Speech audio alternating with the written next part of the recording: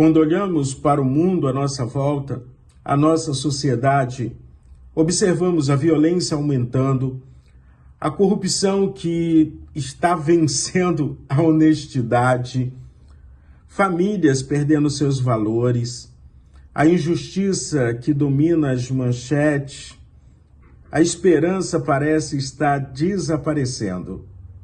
Inversões de valores, infidelidade conjugal sendo valorizada muitas vezes ou sendo tratada como algo natural e normal.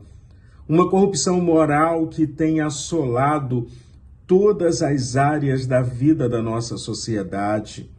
Decadência espiritual também da igreja. Afinal de contas, desde a década de 90, 1990 até os nossos dias, o número de evangélicos no Brasil cresceram. Mas a situação moral, espiritual, social do nosso país parece que está piorando e piorando cada vez mais. Que tipo de alicerce a nossa sociedade está sendo construída? Quais são os fundamentos da sociedade em que estamos vivendo hoje? E como cristãos, como devemos viver nesses dias? Fugirmos de tudo isso, nos trancarmos em quatro paredes, adorarmos ao Senhor, vivermos como santos em mosteiros fechados? Ou estamos aqui para influenciar e transformar o mundo à nossa volta? Fugir é a resposta? Ou lutar contra tudo isso seria o que Deus espera de mim e de você hoje? Estamos lendo o Salmo de número 11. E tudo isso que estamos falando e vivendo aqui, Davi já vivia no seu tempo. Os alicerces em que a sua sociedade foi construída estava sendo colocado abaixo. Havia corrupção, havia mortes, violência, havia adultério, e tudo isso estava se perdendo. E aí Davi escreve o Salmo de número 11, que é um salmo que nos chama a atenção, a degradação moral e espiritual da sociedade, mas ao mesmo tempo também nos mostra alternativas, nos mostra como vencer ou como contaminar essa sociedade com o Evangelho de Cristo Jesus.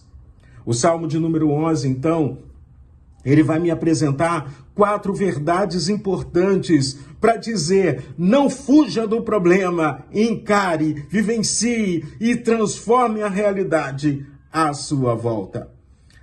São 4 realidades. A primeira, Deus é o nosso refúgio.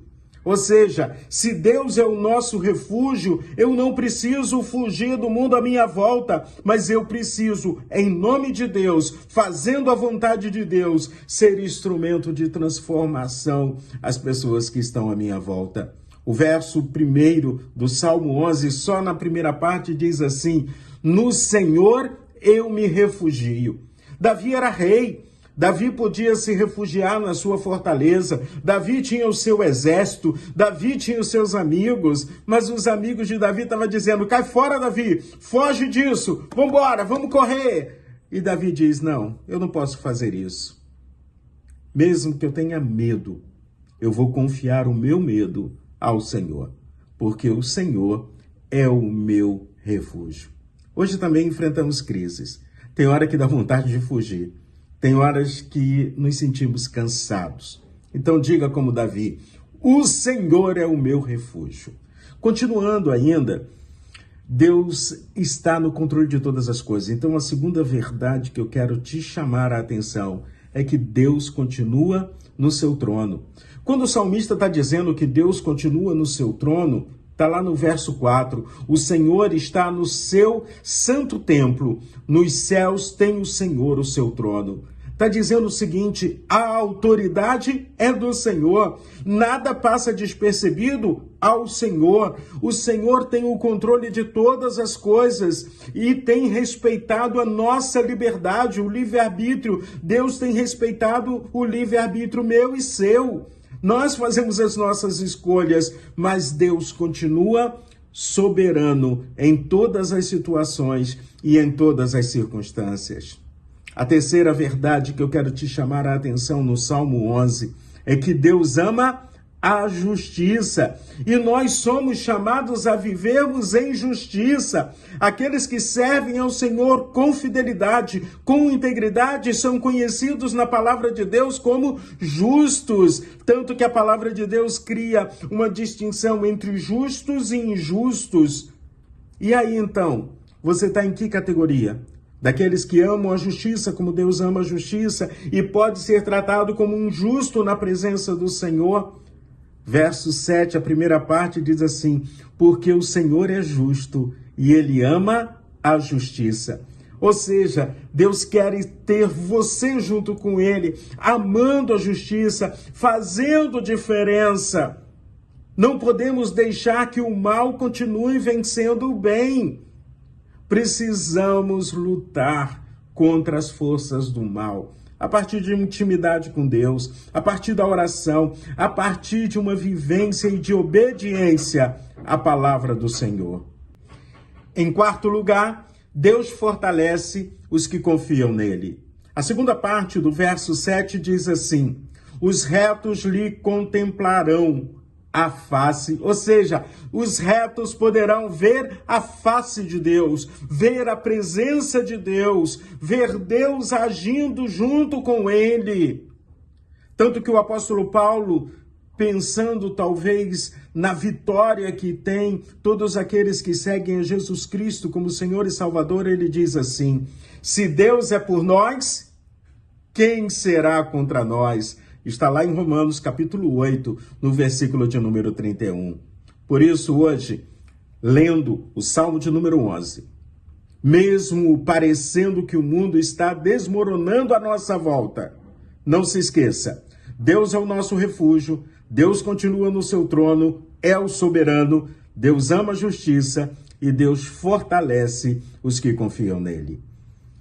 A vida parece muitas vezes não ser fácil. Tanto que o próprio Jesus avisou aos seus discípulos e a mim e a você: neste mundo vocês vão passar por aflições, mas tenham coragem, eu venci o mundo. Em João capítulo 16, verso 33, Jesus está dizendo isso.